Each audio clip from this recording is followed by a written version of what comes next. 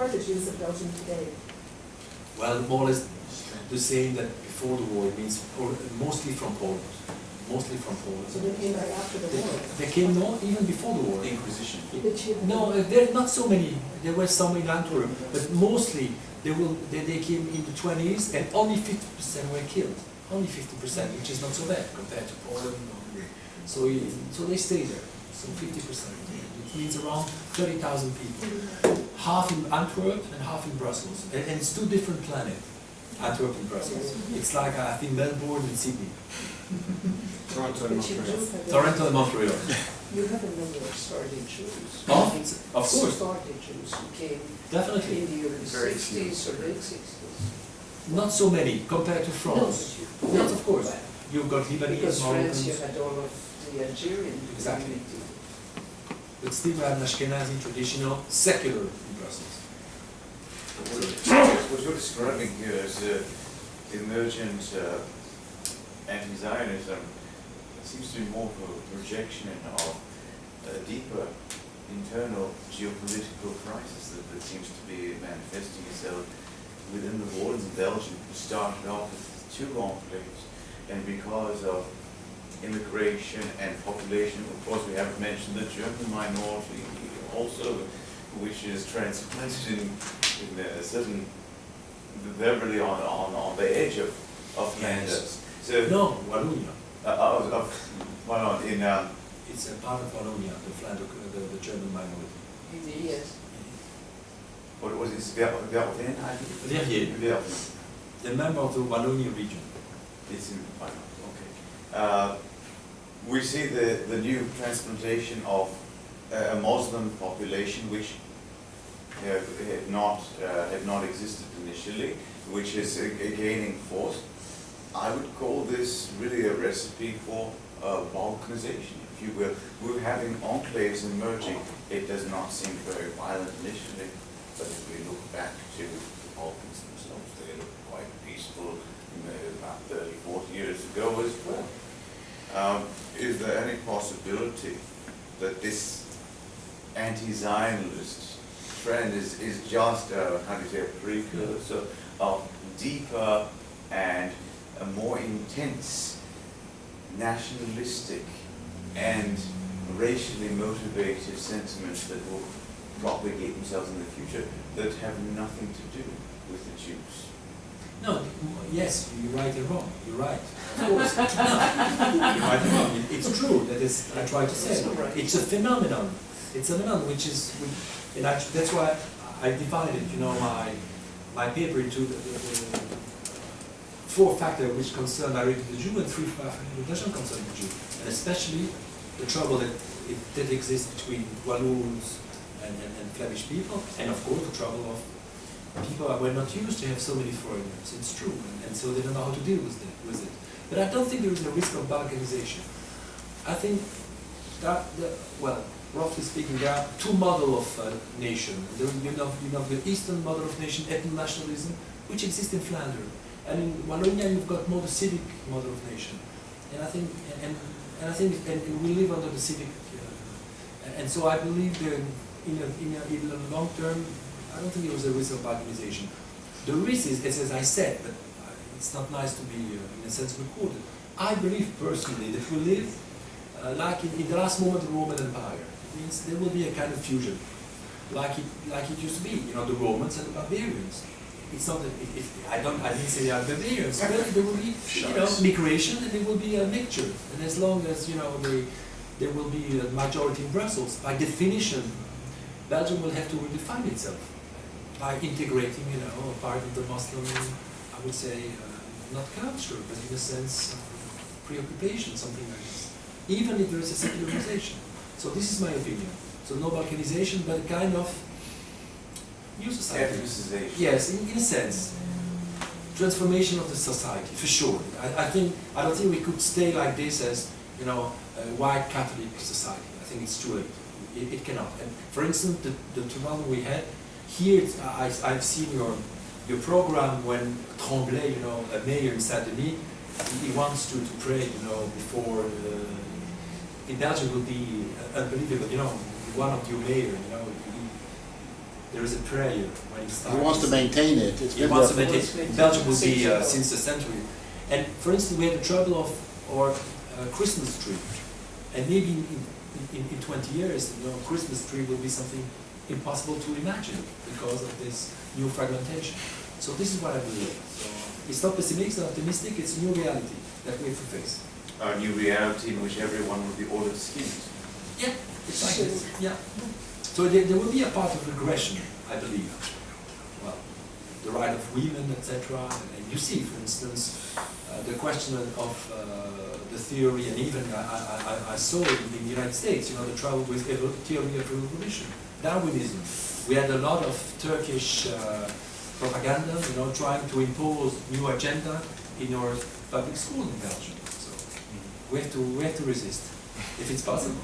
So, Mais, I think we Sorry. should take it mais les enfants de cette génération, les enfants des couples métissés aussi, est-ce qu'ils se comportent comme les parents, les grands-parents musulmans? Moi j'ai quitté la Belgique il y a 25 ans, mais les nouvelles générations, But les immigrés, it's a good question too, There was, people dare not to confront the question because we are afraid of results. So there are very few Gallup opinion poll made, but there was one year ago, made by a Flemish professor of the VUB, the equivalent of my university, the Flemish one, Echaldus. And he made a little opinion poll in school, on the youngsters of youngsters in Flemish schools. And the result was that 50% of les écoliers, how would you say, 50% of the pupils from Muslim origin were anti-Semite, 50%. And it was, of course, criticized because it was not politically correct. Because theoretically, according to the Marxist theory, poor people are not racist, only rich people are racist.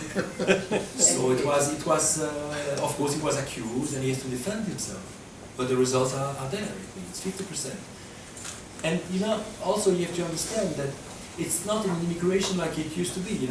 It's huge immigration. For instance, in certain neighborhood, 80% of the population will be from Moroccan origin, for instance, especially, for instance, in Molenbeek. So they live, in a sense, together, and they're listening to the radio, to the television channel, etc. So they'll cut from the rest of the population.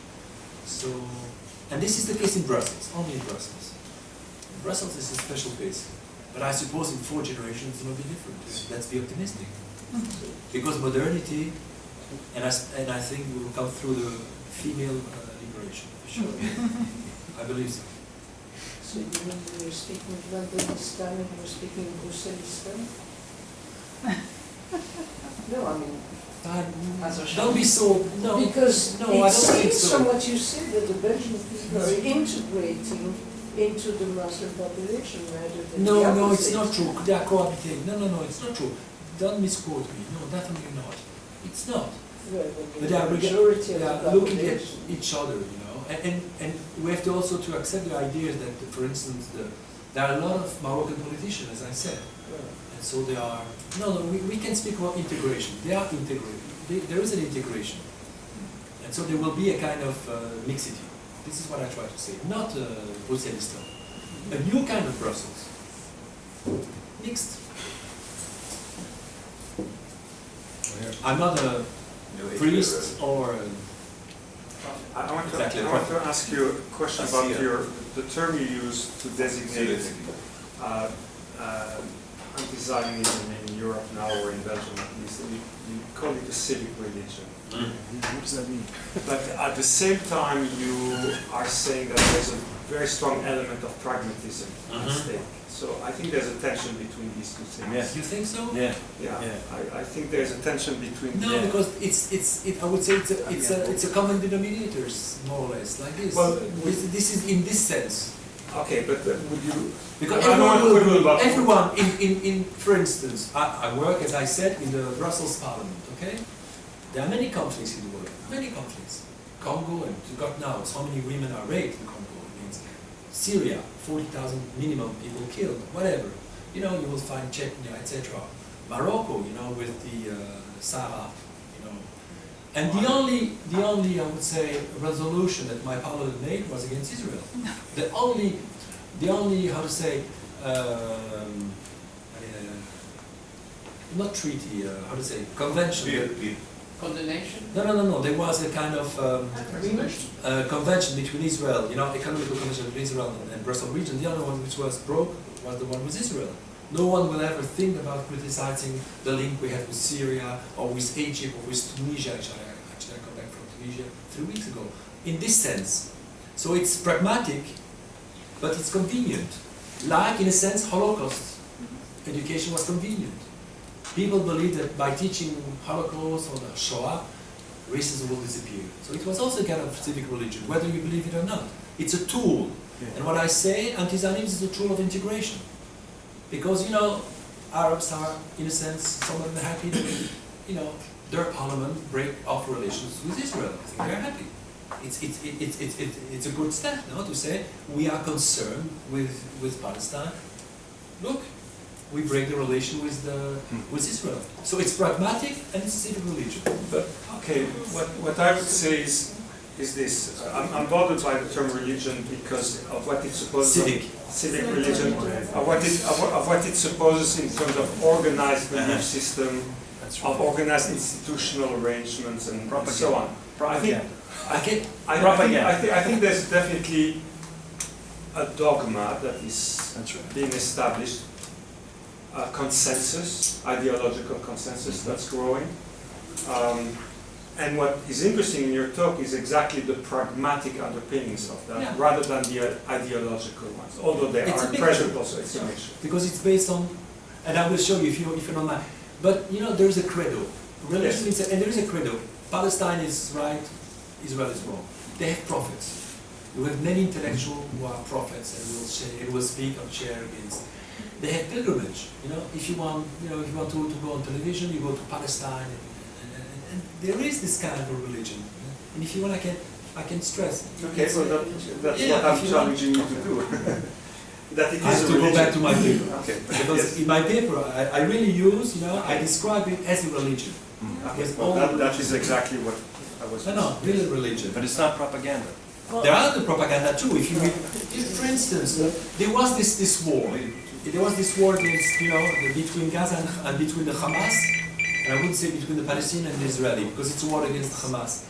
And, in the press, no one speaks about the rockets. It was like Israeli started the conflict, and that the Israeli are baby killers. It's the only, I would say, conflicts when they will speak about the number of children killed. Like it could be, and if you want, okay. I appreciate the elements of transference, for instance, that you identified in the Jewish baby killer. Exactly, for instance. And it dates back from the Middle Age. Just to pick up what Raphael was saying, it's interesting that you said that anti-Zionism is a form of integration. Yeah. And this is where I think I agree with you. It's a form of religion. Integration used to be strong citizenship, healthcare, education, the rights of workers, the rights of migrants. And as the state withdraws and does not provide these services any longer, we integrate by ideology, and I would say religion is an appropriate term. That the state is withdrawing, and it's more of a crisis in the Middle East with the rise of radical Islam and the Brotherhood taking over, but it's happening in the West as well. And so I agree with you, and I think it's a structural, Shema Hatzair also. You were too? Yeah. So, but I think there's sort of a structural, so the neoliberal globalization is playing a role in these forms of identities and ideologies. What I find fascinating, so I thought your presentation was excellent. I'm looking forward to Thank you very much. reading the paper.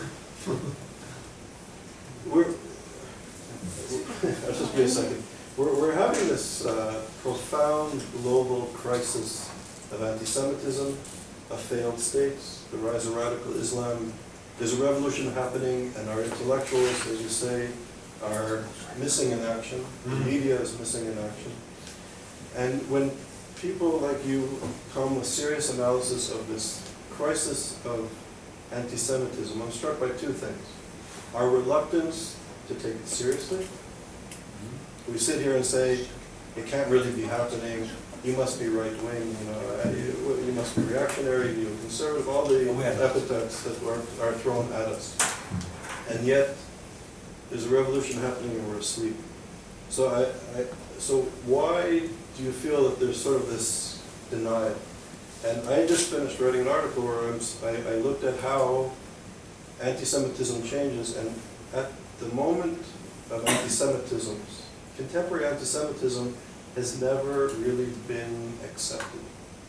During the 20s and 30s and 40s, when universities got rid of the Jews, people didn't, that was contemporary anti-Semitism. There was no effective response to it.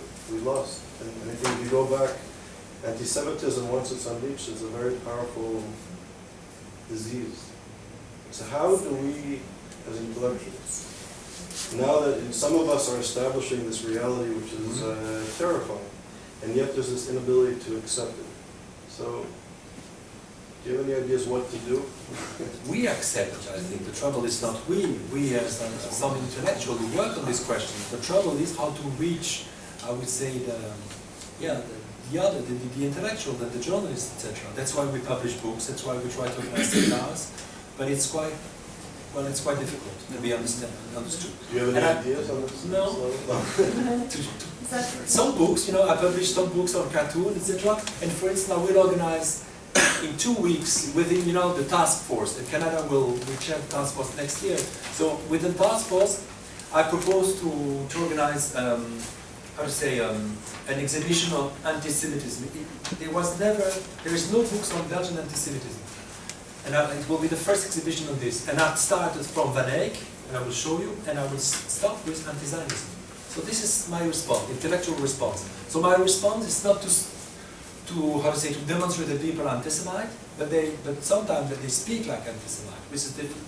Because the trouble is, since Hitler, no one is anti-Semite, and anti-Semitism has been never so high. So that's really the trouble. I show you, let me, please, if you don't mind. So for instance, when I try to say the difference between